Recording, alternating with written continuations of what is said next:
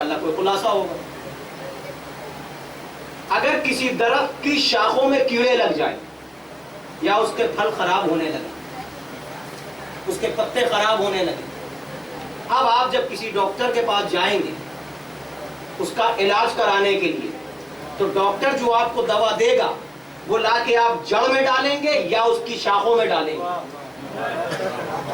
بات تو میری پوری ہو گئی. پتہ نہیں آپ سمجھ رہے ہیں کہ سن رہے ہیں کہ سوچ رہے ہیں، مجھے نہیں معلوم. میں آپ سے پوچھنا چاہتا ہوں، میں بھی آپ سے کمسن ہوں، ہمارے چھوٹوں کے لیے میں بڑا ہوں، بڑوں کے لیے میں چھوٹا ہوں. مجھے بتائیں تو کم سے کم کہ اگر آپ کو درخت میں دوا ڈالنی ہے تو جڑ میں ڈالیں گے یا شاخوں میں ڈالیں گے؟ بتائیے نا صحیح.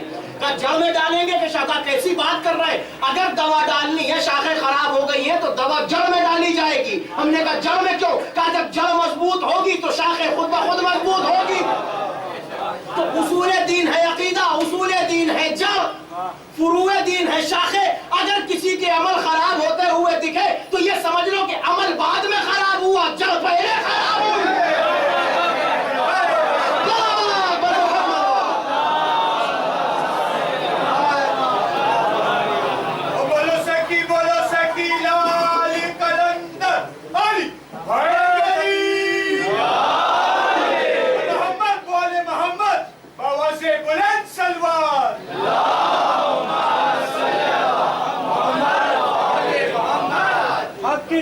پلید ہو جاتی، حق کی مٹی پلید ہو جاتی، اہل باطل کی عید ہو جاتی، سر نہ دیتا اگر نبی کا پسر، ساری دنیا یزید ہو جاتی.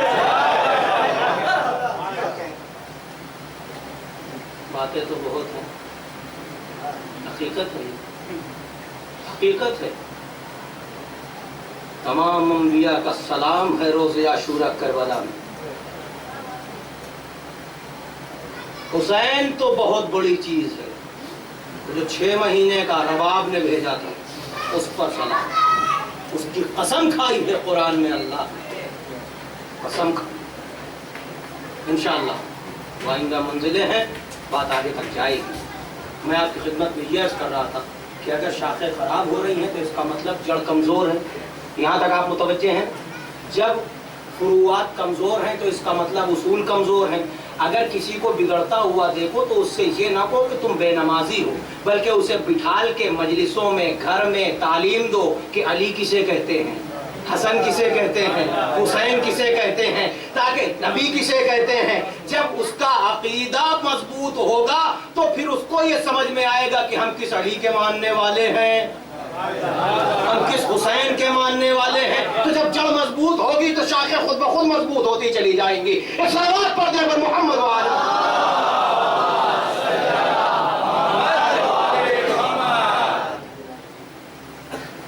زیادہ دیر تو نہیں ہوئی. میں آپ لوگ بھی، میں نے آج پہلی مجلس ہے اس لیے میں نے آپ سے یہ کہہ دیا کہ جتنی دیر آپ کی سماعتیں جڑی رہیں گی بس اتنی دیر گفتگو. اور اگر آزمانا ہو تو آپ جڑ کے دیکھیے، کہیں ہم تو میدان چھوڑ کے نہیں جاتے. ہاں، یہ اپنا ایک طرز گفتگو ہے. آپ جہاں تک جڑے رہیں گے میری گفتگو آپ کے ذہنوں پر بار نہ بن جائے، اور جہاں تک آپ جڑے ہیں بات وہیں تک ہوگی. اب عزیزان گرامی، میں آپ کو لایا اس منزل پر کہ اجر رسالت، اجر رسالت، اجر رسالت، آل محمد کی مودت، آل محمد کی مودت. اور اب اس کو اپنے لفظوں میں کر لیں کہ جیسے محبت، تو محبت کا کم از کم حق کیا ہے؟ میں ایک بات بڑی نازک سے ایک جملہ کہہ کے بات آگے لے جاؤں گا. میں یہ کہنا چاہتا ہوں کہ محبت یعنی کم از کم محبت اس سے ثابت ہوتی ہے کہ جس سے محبت ہے تو اس کی خوشی میں خوش ہو جاؤ، اس کے غم میں، بولیے نا، اس میں کوئی شک نہیں ہے، آپ بے شک صحیح بول رہے ہیں. کم سے کم جس سے محبت ہے اس کی خوشی میں خوش ہو جاؤ، اس کے غم میں غمگین ہو جاؤ. اتنا مبارک مہینہ ہے رمضان کا، اور سب کچھ قضاء و قدر میں ہے. اللہ ہی نے سب سارے معاملات طے کیے.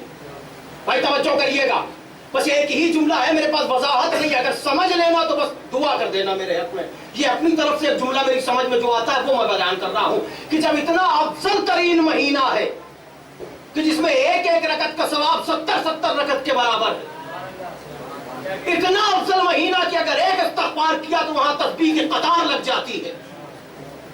تو اس مہینے میں کیا ضرورت تھی کہ ایک معصوم کو بھیجے بھی اور ایک کو اٹھائے بھی؟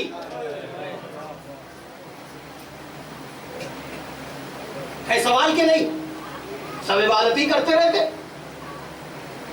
شاید اللہ یہی بتانا چاہ رہا ہے کہ انہی کی محبت کا نام اجر رسالت ہے. جس عبادات کا مہینہ میں نے قائم کیا ہے، تم سے عبادتیں لی ہے، تو تمہیں یہ بھی یاد دلا دوں اسی میں ایک کی آمد ہے کہ ان کی خوشی میں خوش بھی ہو جاؤ، اور اسی میں پہلے کو بلا لیا تاکہ ان کے غم میں شریک بھی ہو جاؤ.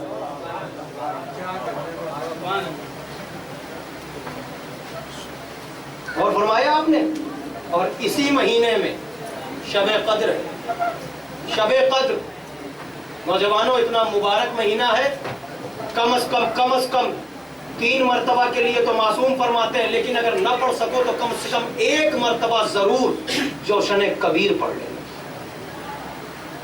اسی ماہ مبارک میں جب شب قدر آتی ہے تو زمانے کا امام، تمام عالمین میں سے، آیت اللہ خمینی نے اپنی کتاب پرواز در ملکوت میں بھی اس کا تذکرہ کیا جب تفسیر صاحب الزمان لکھ رہے ہیں، کہ اسی شب قدر میں زمانے کا امام سب کے جب حساب،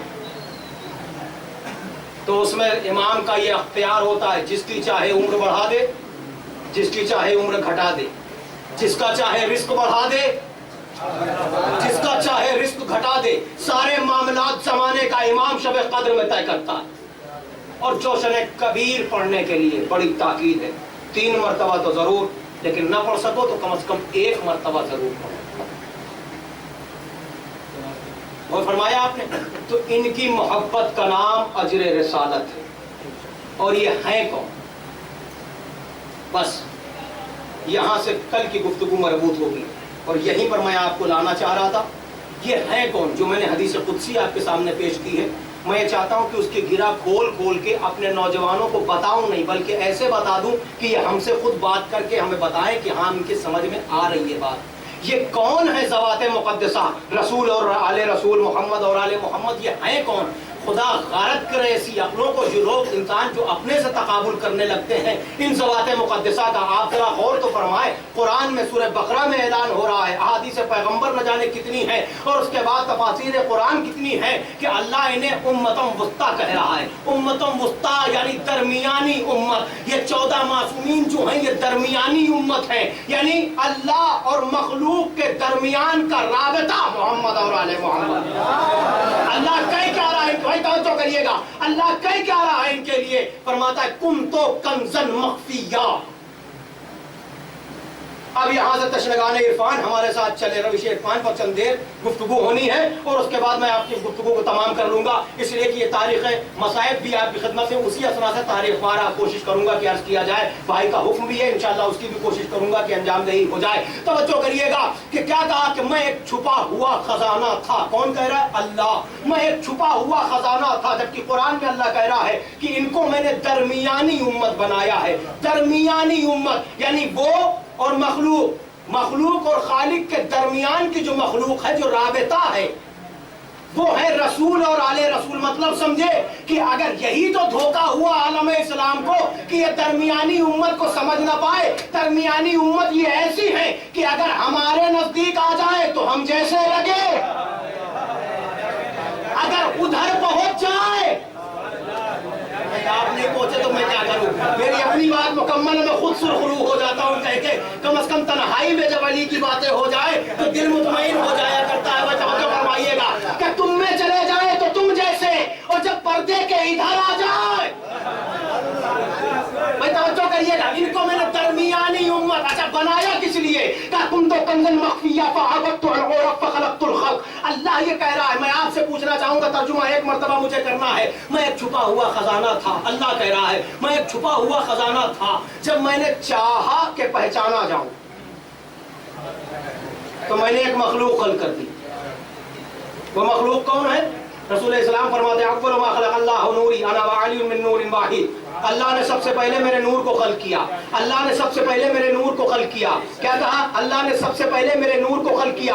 سب سے پہلے جب رسول کہہ دے تو اس کا مطلب سب سے پہلے نا اپنے ذہنوں میں اس لفظ کو دوہرا لیجئے، سب سے پہلے۔ کب سے؟ کوئی نہیں بتا سکتا۔ جب لفظ کب نہ تھا، یہ تھے۔ جب یہ لفظ نہ تھا، یہ تھے۔ اللہ نے سب سے پہلے میرے نور کو خلق کیا۔ اور مختصر کر دوں، اور سب سے پہلے جب نور رسول کو خلق کیا تو رسول اور آل رسول ایک ہی نور سے ہیں۔ اولنا محمد، آپ تو سب کچھ جانتے ہیں، میں جلدی جلدی آپ سے گفتگو کر کے بات آگے لے جا رہا ہوں کہ یہ 14 کے 14، 1 سے 2 ہوا یہ نور، 2 سے 3 ہوا، 5 ہوا، 14 ہوا۔ ایک ہی نور سے یہ 14 حصے ہوئے۔ اس کا مطلب یہ اللہ نے ان کو بنایا کیوں؟ جلدی سے بتا دیجئے۔ اللہ یہ کہہ رہا ہے میں ایک چھپا ہوا خزانہ تھا، جب میں نے چاہا کہ پہچانا جاؤں تو میں نے ان کو خلق کیا۔ اس کا مطلب یہ ہے کہ محمد اور آل محمد کو خلق کس لیے کیا؟ کہا وہ پہچانا جائے۔ سمجھیں گے سب انشاءاللہ بھی سمجھیں گے۔ اللہ نے ان کو خلق اس لیے کیا کہ وہ پہچانا جائے۔ اللہ کیا کا کمال ہی کمال، جسم رکھتا نہیں، دکھائی دیتا نہیں، چھوا جاتا نہیں، چکھا جاتا نہیں، ذہن میں آتا نہیں، قید ہوتا نہیں، پردے میں رہتا نہیں۔ وہ ایسا وجود جو غائب ہے، کہ میں چھپا ہوا خزانہ تھا، کہ ان کو بنایا کیوں معبود؟ کہ بنایا اس لیے کہ میں پہچانا جاؤں۔ میں نے کہا مطلب کیا ہے؟ کہ ان کو بنا دیا دیکھتا جا مجھے پہچانتا ہے۔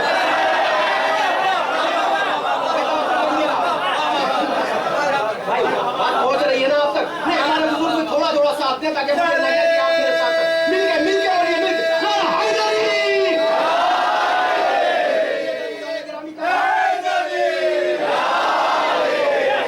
بنایا کس لیے؟ بنایا کس لیے؟ کہا میں پہچانا جاؤں۔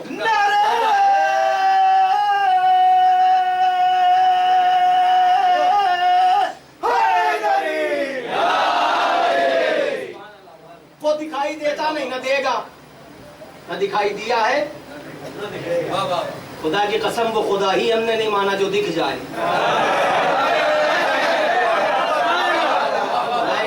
نہیں، اب نوجوانوں 2 منٹ کے لیے تم سے گفتگو کرتا ہوں، اگر سارے جملے تمہیں یاد نہ ہو جائے تو پھر خطابت کا کوئی فائدہ نہیں۔ وہ خدا ماننا ہی نہیں ہے جو دکھ جائے، اس لیے کہ جو دکھ جائے خدا نہیں، جو دکھے وہ مخلوق، خالق نہیں۔ توجہ ہے نا؟ حد یہ ہے کہ تصور میں اس کی کوئی صورت نہیں آ سکتی۔ کیوں؟ کیونکہ وہ ذہن کی خلقت ہے۔ خدا خالق ہے، مخلوق نہیں۔ خدا خالق ہے، اگر آپ ذہن میں تصویر سوچیں گے اس کا مطلب ذہن کی خلقت ہے نا، تو نہ دکھائی دے گا، نہ سنائی دے گا، نہ دکھائی دے گا، نہ چکھا جائے گا، ہوا سے خمسہ میں نہیں آئے گا، نہ چھوا جائے گا، نہ قید ہوگا، کچھ نہیں۔ کیا بھائی کا چھپا ہوا خزانہ؟ اچھا ایک جملہ اور بتا رہا ہے، چھپا ہوا خزانہ تھا۔ ہم سے نہیں کہا کہ چھپا ہوا ہوں۔ اللہ اکبر، اللہ اکبر۔ پتہ نہیں یہ جملہ کہاں سے آ گیا ذہن میں، لیکن ہے حقیقت یہی۔ ہم سے یہ نہیں کہا کہ چھپا ہوا ہوں۔ بھائی بات پہنچ گئی نا؟ یہ نہیں کہا کہ چھپا ہوا ہوں، کہ چھپا ہوا تھا۔ جب چاہا کہ پہچانا جاؤں، میں نے کہا معبود دکھائی دیتا نہیں، چاہتا کیا ہے؟ نہیں سمجھے آپ؟ دل رکھتا نہیں، چاہتا کیا ہے؟ بغیر دل کی چاہت دیکھی، چاہت بھی بغیر دل کی دیکھی۔ دل نہیں رکھتا، چاہتا ہے۔ چاہتا کیا ہے؟ پہچانا جائے۔ چاہتا کیا ہے؟ بھائی بولو نا، ہم سے تکلف نہیں، بولو۔ چاہتا کیا ہے؟ پہچانا جائے، پہچانا جائے۔ معبود کیسے پہچانا جائے گا؟ کہ چھپا ہوا تھا، چاہا کہ پہچانا جاؤں، ان کو خلق کیا۔ مطلب سمجھے؟ پہلے چھپا ہوا تھا، ان کو بنا کے چھپا رہا نہیں۔ کیسے پروردگار؟ چھپا رہا نہیں مطلب یہ لفظ تھا کیا؟ بھائی دیکھیے، میں ہر ایک کے لیے نہیں، کوشش کریے کہ سب پہنچ جائے اس منزل تک۔ میری گفتگو جہاں پر اس وقت ہو رہی ہے کوشش کریے گا سب پہنچ جائیں، نہ پہنچے تو انکار کر کے نہ جائیے گا۔ معرفت کی بھیک مانگیے گا، تشنگان عرفان کے لیے کچھ باتیں ہیں بس آج کی مجلس میں انشاءاللہ کل سے۔ چھپا ہوا تھا، چاہا پہچانا جاؤں، ان کو خلق کیا۔ اب چھپا رہا نہیں، بلکہ اب ان کے ذریعے اس کے اوصاف ظاہر ہو رہے ہیں۔ معبود کیسے پہچانوں؟ تو دکھے گا نہیں، کیا خاموش؟ ان کو بنایا کس لیے؟ تو دکھے گا نہیں، کیسے پہچانوں؟ کہ ان کو بنایا اس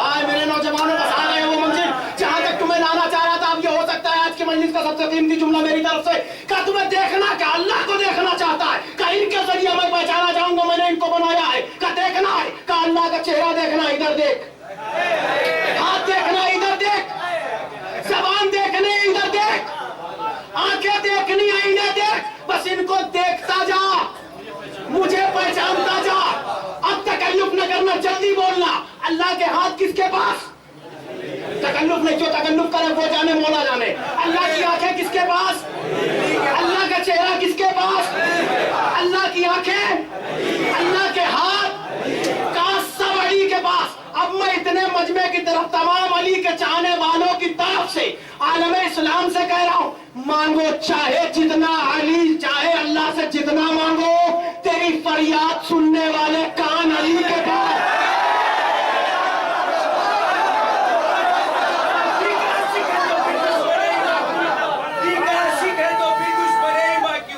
کیوں نہیں بولتا خاموش مسلمان کیوں ہے دیکھ کر گود ابو طالب کی بتائے مجھ کو جب وہ کافر ہے تو آغوش میں قرآن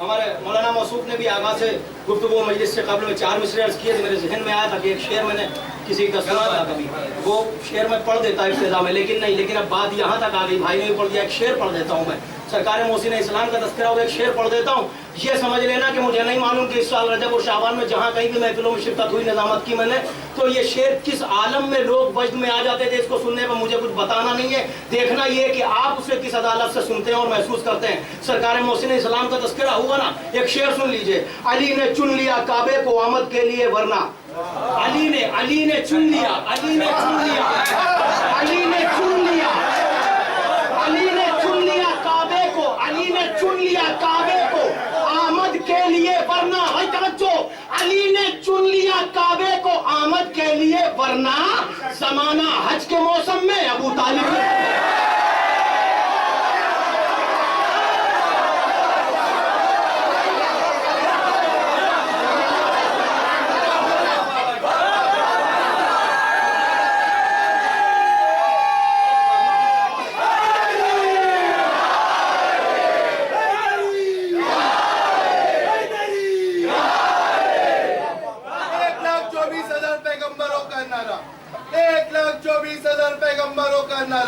جو نہ مارے اس کو مارے نعرے والا پنچ نعرہ پنچتنی ایک نعرہ 1.25 لاکھ وری نعرہ نعرہ نعرہ حیدری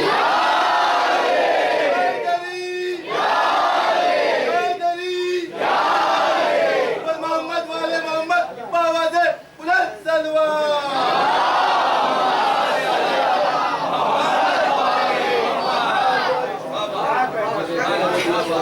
آئیے آگے آئیے آگے آئیے کافی جگہ ہے تھوڑا آپ لوگ بھی سمٹائیں محمد والے محمد باواد سے بلند سلوان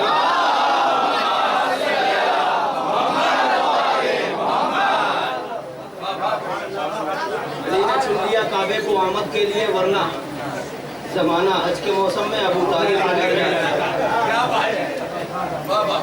درود پڑھا ہے آپ نے ماہ مبارک ہے نوجوانوں اور ایک بات آپ کی خدمت درج کرو جب کوئی چاہنے والا رسول اور آل رسول پر درود پڑھتا ہے اللہ کہہ رہا ہے کہ کوئی بندہ مومن جب رسول اور آل رسول پر 1 مرتبہ درود پڑھتا ہے تو میں اللہ اس بندے پر 10 مرتبہ درود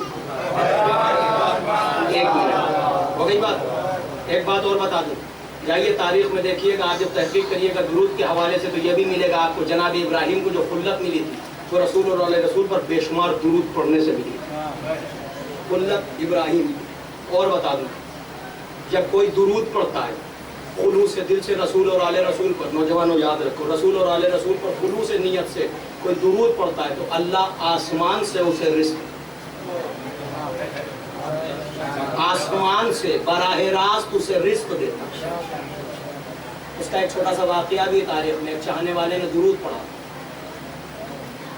اللہ اوپر سے دیتا آسمان سے دیتا اس نے خلوص نیت سے درود پڑھا راستے میں آ رہا تھا ٹھوکر لگی ایک ہانڈی اس کو دکھی اس نے سوچا کہ اسے لے لو پھر کہا نہیں میں نے درود پڑھا ہے اللہ اوپر سے دیتا ہے یہ زمین سے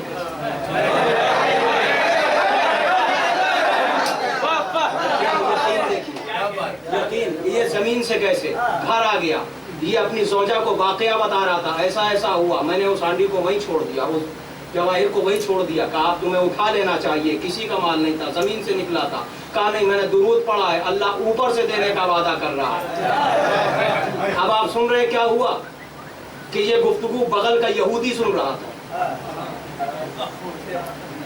اس نے جیسے ہی یہ ماجرا سنا کہ فلاں سڑک پہ فلاں راستے پہ ایسا ایسا ہوا, یہ چپ چاپ اپنی زوجہ سے بتا کے گیا, اور جانے کے بعد وہ اٹھا لایا, دیکھا تو ہیرے جواہر تھے, گھر لا کے جب کھولا تو اس میں کیڑے اور مکوڑے. اب اس نے سوچا کہ یہ تو معاملہ گڑبڑ ہو گیا, اور اسی سے میں نے سنا ہے, یہ بغل کا جو مسلمان ہے, اس نے اپنی بیوی سے رائے مشورہ کیا اور پوری ہانڈی اٹھا کے اس کے آنگن میں پھینک دی.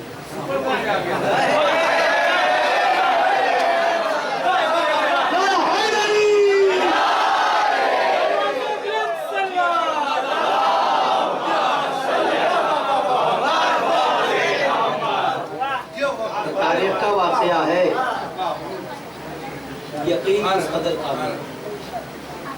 اللہ نے کیا کہا, انہیں دیکھتے جاؤ, مجھے اب دیکھنا کیا ہے, کیا دیکھا جاتا ہے, چہرہ ہی تو دیکھا جاتا ہے, پہچان کس سے ہوتی ہے. یہ سمجھ میں نہیں آتا کہ اس علی کو لوگ اپنی حد میں لا کے تولتے ہیں. جملہ تو یہی ہے, اللہ نے کیا کہا, اللہ نے کیا کہا, میں ایک چھپا ہوا خزانہ تھا, میں نے چاہا کہ پہچانا جاؤں تو ان کو بنایا, تو ان کا وجود کیا ہوا, ذریعہ معرفت خدا. بات سمجھ گئے نا, اللہ کو پہچاننے کا ذریعہ ہے یہ, اللہ کو پہچاننے کا ذریعہ ہے یہ, اور ہم انہیں یہ سوچ کے سنتے ہیں کہ مجلس میں کوئی نئی بات سن لی, کوئی فضیلت سن لی, تو اکثر لوگ ابھی تک تو یہ سنتے چلے آئے تھے, یہ اور نہیں آ گئی, لو ایک فضیلت یہ بھی آ گئی. کیوں؟ کیونکہ ذہن میں ہوا یہ بیٹھا ہوا ہے کہ جو کچھ رسول اور آل رسول ہے ہم سب سن چکے, سب سمجھ چکے, اب اگر کچھ نیا آ جائے تو وہ غلط ہے. میں ایسی فکروں کو ان کی حیثیت بتانے کا کام کرنے جا رہا ہوں. 2 منٹ سنیے, اور اس کے بعد کوئی بات سامنے آ جائے تو یہ میرا جملہ جواب بن جائے گا. اللہ نے رسول اور آل رسول کو بنایا کیوں, کہا وہ پہچانا جائے. تو ان کی خلقت کس لیے ہوئی, کہا یہ ذریعہ معرفت خدا ہے. ہماری خلقت کیوں ہوئی, قرآن کہہ رہا ہے ما خلقت الجن والانس الا لیعبدون, ہم نے جنات اور انسان کو اس لیے خلق کیا کہ میری عبادت کرے. مطلب سمجھے, ہم پیدا ہوئے عبادت خدا کے لیے, یہ پیدا ہوئے معرفت خدا کے لیے. بھائی جب ہمارا اور ان کا مقصد حیات ایک نہیں ہو سکتا تو ذات کہاں سے ایک ہوگا. اب ان کو اپنی کسوٹی پر نہیں پرکھنا, بلکہ جو فضیلت سنو. ایک جملہ ہے, اگر چونکہ میں تفصیل میں جانا نہیں چاہتا, ایک ہی جملہ ہے, اگر آپ اس سے سمجھ لیں. یہ تو ہم جیسے طالب علموں کا بیان ہوتا ہے, جو ہم سے بھی بزرگ علماء ہوتے ہیں, بزرگ خطیب ہوتے ہیں, جب ان کی تحقیق سامنے آتی ہے تو ہم لوگ بھی ایسے سنتے ہیں. کیوں؟ اور افسوس عوام پر ہوتا ہے کہ یہاں ہم تو عالموں کو سنیں تو ایسے حیرت میں کہ لو ہم نے تو اتنا ہی پڑھا تھا, اب یہ آ رہا ہے. یہاں عوام سنتی کہ سب کچھ تو ہم جان چکے, یہ نیا کہاں سے آ رہا ہے. آل اطہار کے بارے میں ایسا سوچنا ہی, ان کی فضیلتیں صرف قبول کرنا. توجہ فرمائیے گا, ان کو اللہ نے بنایا اس لیے کہ وہ پہچانا جائے. ان کو دیکھتے جاؤ, وہ علی ہمارے برابر ہوگا جس کو دیکھ کے اللہ کا تصور ہو. سب کچھ ان کی چوکھٹ پر تھا. میں اب جملہ کہہ کے آج کی گفتگو کو باب فضائل میں روکتا ہوں. ایک جملہ کہوں گا, لیکن کوشش بھی یہی ہے اور گزارش آپ سے ہے کہ اس جملے کو رائگاں نہ جانے دیجیے گا. ہم نے علی کی چوکھٹ پر آگے دیکھا, اس کے سارے صفات یہاں موجود ہیں. اس کے سارے صفات میں کیوں کہہ رہا ہوں, گھبرائیے گا نہیں. اللہ نے کہا ان کو بنایا اس لیے کہ وہ پہچانا جائے, تو وہاں جو کچھ ہے وہ یہاں دکھے گا تبھی تو پہچانو گے. وہاں جو کچھ ہے وہ حیات بھی دیتا ہے, موت بھی دیتا ہے, رزق بھی دیتا ہے, معبود کہا ان کو خلق کرتا ہوا دیکھ پھر یہ سوچ کہ میں ان کا بھی خالق ہوں. ایسے پہچانا جائے گا وہ. کہا معبود تو رازق ہے, کبھی دکھا تو نہیں رزق دیتا ہوا. کہا یہی تو بتانا چاہتا ہوں, ان کو رزق بانٹتا ہوا دیکھ پھر یہ تصور کر کہ میں ان کا بھی رازق ہوں. یہی تو ہے. دنیا چاہے جتنے ہاتھ پھیلا کے دعا کرے اللہ سے اور چاہے جتنی اللہ کی صدا بلند کرے, سننے والے کان بھی علی کے پاس ہیں اور دینے والے ہاتھ بھی. یہ تو نظر کرم کا نتیجہ ہے ابو طالب کے لال کی کہ وہ دینے میں دیکھتا نہیں کون اپنا ہے کون پرا ہے.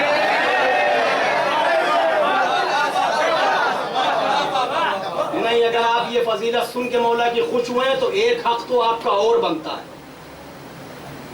اب اس میں خوش ہو کے دکھائیے گا تاکہ میں بھی خوش ہو جاؤں.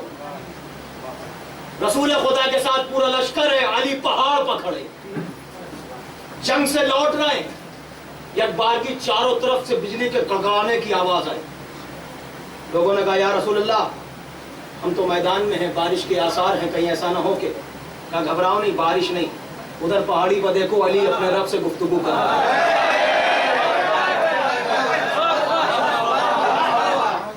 علی پلٹ کے آئے, علی بتاؤ کیا گفتگو ہوئی. یا رسول اللہ آپ تو نہیں, ان کو بھی تو بتانا ہے.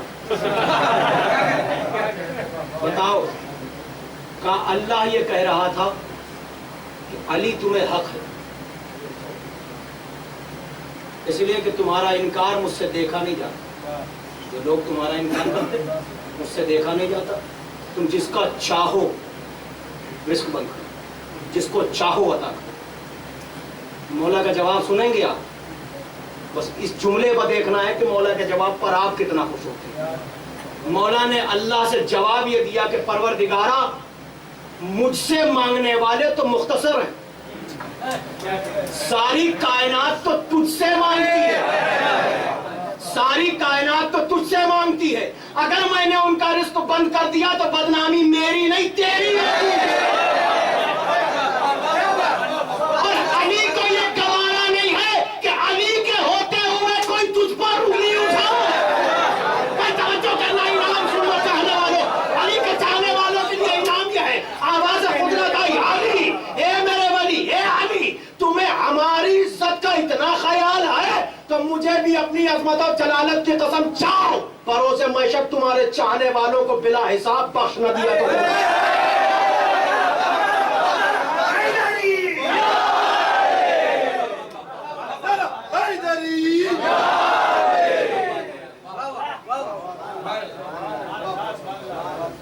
ارادہ اور نہیں, میں بزرگوں کو ساتھ لے کے چلنا چاہ رہا ہوں, اس لیے کہ ایسا نہ ہو کہ کل دعا دینے والا کوئی نظر نہ آئے. اجازت ہے؟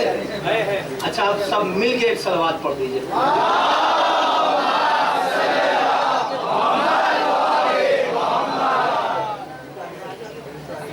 اتنی بلند صلوات پڑھی, اللہ آپ کو سلامت رکھے. تھوڑا تھوڑا سمٹ کے آ جائیے تاکہ پیچھے جگہ بہت کم ہو گئی ہے.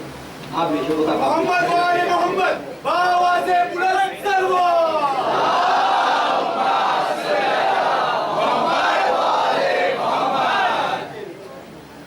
خدا سلامت رکھے